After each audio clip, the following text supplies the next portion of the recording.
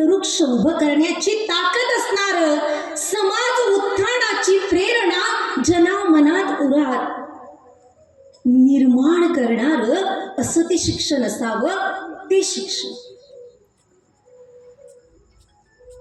कारण या शिक्षणाला काय महत्व होतं, काय झालं एका अविद्येमुळे.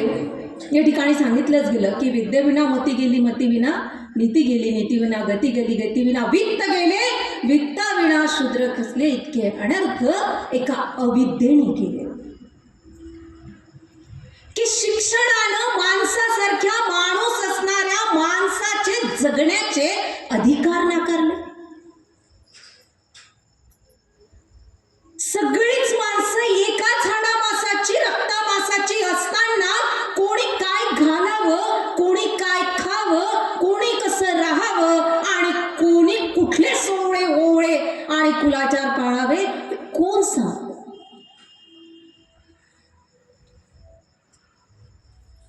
आणि म्हणून अज्ञान आहे, म्हणून अज्ञानाचा परिपाक म्हणजे फक्त तुडवलं जाणं, नासवलं जाणं, निर्दालन करणं. भावनिक दृष्ट्या, मानसिक दृष्ट्या, वैचारिक दृष्ट्या आणि विकासात्मक दृष्ट्या सर्वच बाजूने फक्त आणि फक्त संपवणं हे षडयंत्र अगदी सुरुवातीपासून.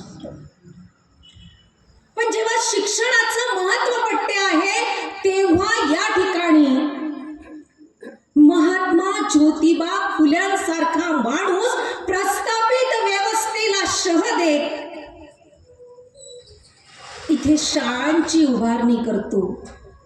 इथल्या बहुजन समाजातल्या माणसाला जोपर्यंत ज्ञान मिळणार नाही, जोपर्यंत शिक्षण मिळणार नाही, तोपर्यंत यांच्या नरकयातना संपणार नाही ही जाणीव ज्योतिबांना होती. आणि म्हणून ज्योतिबांनी या ठिकाणी प्रस्थापित व्यवस्थेला विरोध देत सोपं नव्हतं. स्वतःच्या घरावर तुळशीपत्र ठेवून आणि स्वतःचा संसार उधळून अनेकांचे संसार उभं करण्याचं धारिष्ट्य.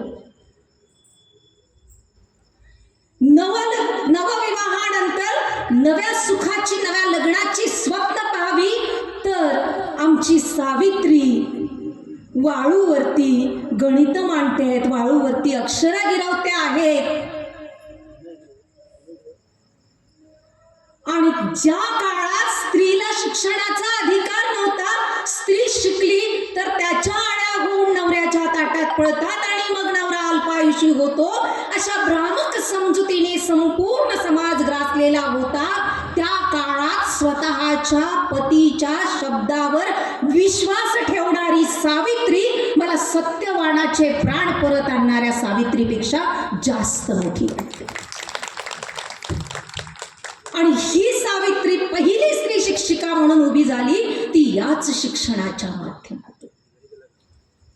याच शिक्षणाचा परिस्पर्श झाल्याबरोबर आपल्या निबंधाच्या माध्यमातून आम्हीही हाडामासाची माणसं आहोत, मग आमच्याच बाबतीत अशा पद्धतीने वागणूक का ही अवघी 14 वर्षाची मुक्ता साळवे तत्कालीन काळात प्रश्न विचारून जाते तो याच शिक्षणात.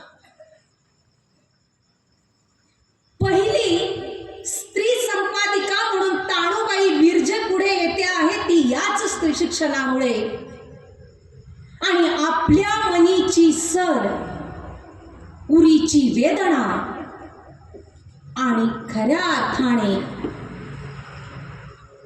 इथे आपल्या हक्कांसाठी शब्दांच्या माध्यमातून इथल्या व्यवस्थेला विचार करायला लावणारा स्त्री पुरुष तुलनासारखा ग्रंथ उभा करणाऱ्या ताराबाई शिंदे त्याही पुढे आल्या त्या याच शिक्षणाच्या माध्यमातून.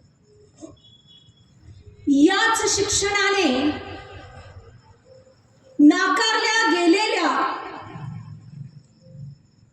समाजात जन्माला आल्यानंतर शिक्षणाच्या माध्यमातून एका दलित वस्तीतला भीमा या देशाचं संविधान लिहितो आहे. कायदे तज्ञ, घटना तज्ञ म्हणून आम्हाला गौरवाने त्यांचा उल्लेख करावा लागतो आहे, तेही या शिक्षणात. की त्या शिक्षणाच्या बळावर त्यांनी स्वतःच्या आणि समाजाची, बहुजन समाजातल्या प्रत्येक माणसाला अस्तित्वाची जाणीव करून दिली. पण जगाच्या कुठल्याच शाळेत न गेलेले, ठिगळांची वस्त्र परिधान करून इथल्या माणसांना विचारांची श्रीमंती देणारे वैराग्यमूर्ती गाडगे बाबा आपल्या कीर्तनांच्या माध्यमातून सांगताय की बायकोला लुगडं कमी भावाचं घ्या, जेवणाचं ताट मुळा, पण लेकराईले शिकवा, ही बेंबीच्या देठापासून सांगणारे गाडगे बाबा शिक्षणाचा आग्रह धरताय. ज्या राष्ट्रसंतांची खंजिरी झोपडीपासून तर थेट राष्ट्रपती भवनापर्यंत गरजली, त्या